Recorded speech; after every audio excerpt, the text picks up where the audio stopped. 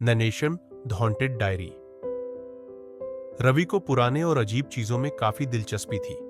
एक दिन जब वह शहर के एक पुराने एंटीक शॉप में घूम रहा था, उसकी नजर एक पुरानी धूल से भरी डायरी पर पड़ी। उसकी सजीली मखमली जिल्द और उस पर बने प्राचीन डिजाइन उसे तुरंत आकर्षित कर गए। दुकान के मालिक ने बताया कि यह डायरी कई सालों से दुकान के एक कोने में पड़ी है और इसके बारे में कोई खास जानकारी नहीं है। रवि ने बिना देर किए डायरी खरीद ली। रात को घर आकर रवि ने डायरी खोलने का निश्चय किया। उसकी पहली नजर जब डायरी के पन्नों पर गई तो उसे एक अजीब सी ठंडक महसूस हुई। पन्ने पुराने थे, लेकिन उन पर लिखाई ताजी और साफ थी। डायरी का पहला पन्ना खाली था, लेकिन दूसरे पन्ने पर कुछ लिखा हुआ था। जो इसे पढ़ेगा उसकी किस्मत इसके साथ बंध जाएगी। रवि को लगा कि यह सिर्फ किसी पुरानी कहानी या मनगढ़ंत बात का हिस्सा है, लेकिन उत्सुकता ने उसे डायरी के अगले पन्ने पलटने पर मजबूर कर दिया। जैसे जैसे वह पढ़ता गया, उसे एहसास होने लगा कि यह किसी आम इंसान की डायरी नहीं थी।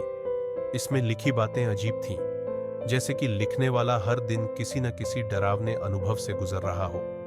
कभी उसके कमरे की खिड़की अचानक खुद ब खुद खुल जाती, कभी घर में अजीब आवाजें सुनाई देती। एक दिन डायरी में लिखा मिला, मैंने आज रात अपने दरवाजे पर किसी की हल्की दस्तक सुनी। जब मैंने दरवाजा खोला तो कोई नहीं था, लेकिन मेरे पैरों के पास एक अजीब सी छाया दिखी।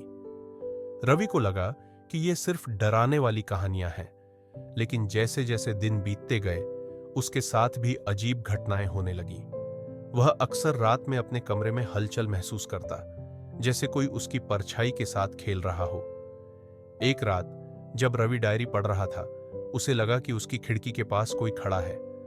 उसने हिम्मत करके खिड़की के पास जाकर देखा, लेकिन बाहर कोई नहीं था।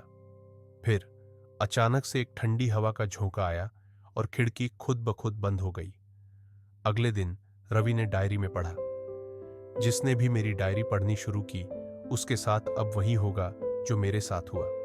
तुम्हारे पास ज्यादा वक्त नहीं बचा है। अब रवि डरने लगा था। वह डायरी से पीछा छुड़ाना चाहता था, लेकिन हर बार जब वह उसे फेंकने की कोशिश करता, डायरी फिर से उसी जगह लौट आती। उसकी नींद गायब हो चुकी थी। उसे हर वक्त अजीब और डरावनी आवाजें सुनाई देती। उसके घर में लगे आईने में उसे कभी कभी अपनी ही परछाई अजीब सी दिखती, जैसे वह उसे घूर रही हो। रवि ने डायरी से पीछा छुड़ाने के लिए कई बार कोशिश की, लेकिन हर बार कोई ना कोई अजीब घटना घट जाती। एक दिन उसने डायरी को जलाने का निश्चय किया, लेकिन जैसे ही उसने माचिस की तीली जलाई, एक जोरदार हवा का झोंका आया और तीली बुझ गई। उसी रात डायरी के आखिरी पन्ने पर लिखा मिला, अब भागने का कोई रास्ता नहीं है, तुम भी अब मेरे जैसे हो गए हो। रवि समझ चुका था कि डायरी अब उसकी जिंदगी का हिस्सा बन चुकी है। वह जितना इसे छोड़ने की कोशिश करता, डायरी उतना ही उसकी जिंदगी में गहरी घुसती जा रही थी। आखिरकार उसने हार मान ली।